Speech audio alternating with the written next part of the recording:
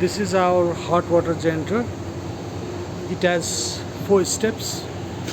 Each one is 100 ampere, 100, 200, 300 and 400 ampere.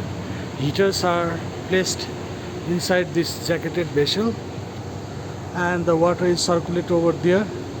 This water will go to the pump and it will return to this one tank for collecting the hot water returned from the HUs, and again it is moving towards this hot water generator, and again the pump will take the water and drive to the HUs.